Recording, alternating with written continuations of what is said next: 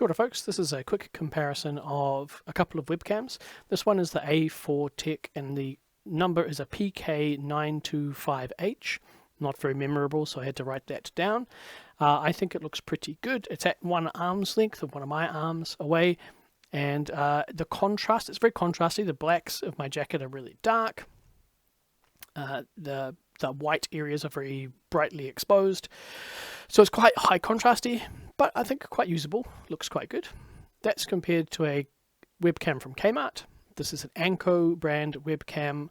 Initially the focus was not correct. It was too far away, a couple of meters away, but I pulled it open, broke the tape around the lens and readjusted the lens to change the focus.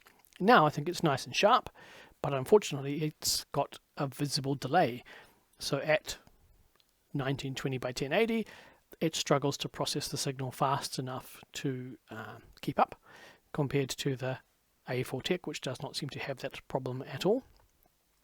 If we go and change the resolution of the Anko camera, it probably will catch up a bit better. This is my laptop's built-in webcam. It's a HP EliteBook G7, I think, or maybe a G8, which is fine too.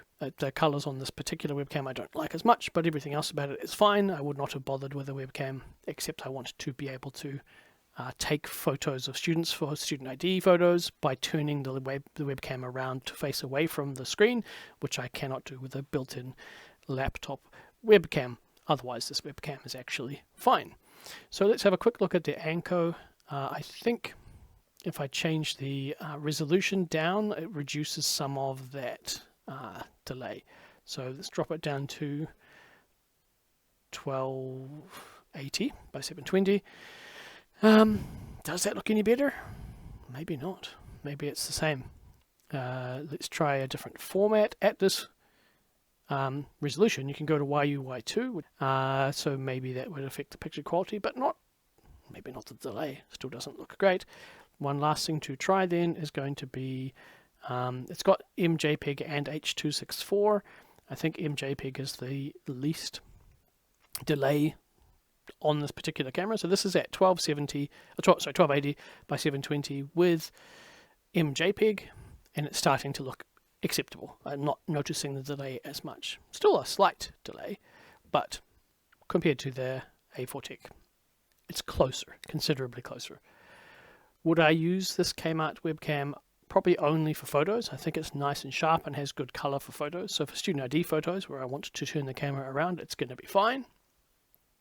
But for an actual video conversation, I'd be much more likely to go with the A4Tech, which at full HD, the colors maybe not quite as nice, but it does not have that delay.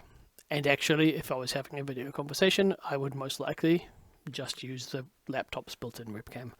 It's fine.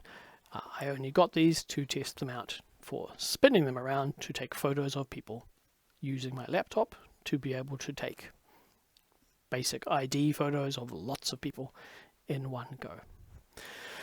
So that's a quick comparison. I had not seen too many demos of this PK925H online, so I wanted to put this in, and I'll put one or two more shots from it in a couple of different lighting situations just to round this out.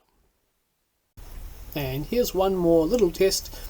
This is the built-in mic on the A4Tech webcam from approximately one arm's distance away, so I'm going to guess 50 centimeters, something like that. And I listened to this earlier. I think it sounds okay for a webcam. It's not too bad. A dedicated mic is usually going to sound better, but it works. It has okay sound. Would be fine for a lot of really basic web calls, that kind of stuff. So that's the A4Tech's built-in mic. Here's a low light recording. So I'm in a classroom at the end of the day with the blinds closed and the lights off. It's pretty dim in here.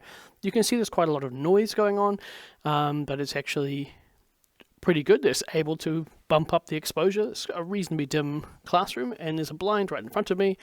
So if I open that, we should get some natural light. We'll give it a second to adjust and see if it can figure this out. Obviously that's not great. That's not ideal. Let's see if I reset it. Give it another try.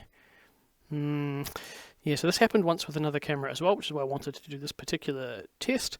But this one does have more options in the configure video options here, so it gives me access to quite a few things. There's brightness, but there's also going to be camera control and exposure. Currently on -6, turn that off auto, and that's better. And then take that down.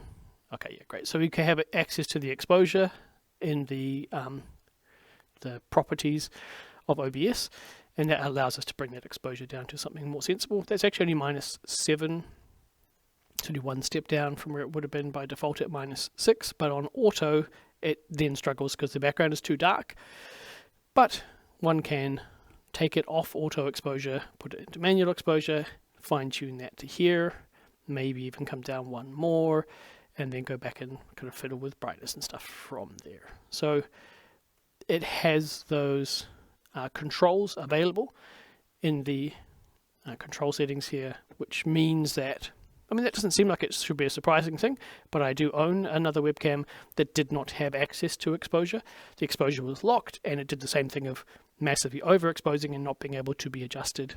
A4Tech has access to most of the controls that you would want in the configure video section of OBS, which means that one can get a good image from it even in a slightly more challenging lighting scenario, which is great.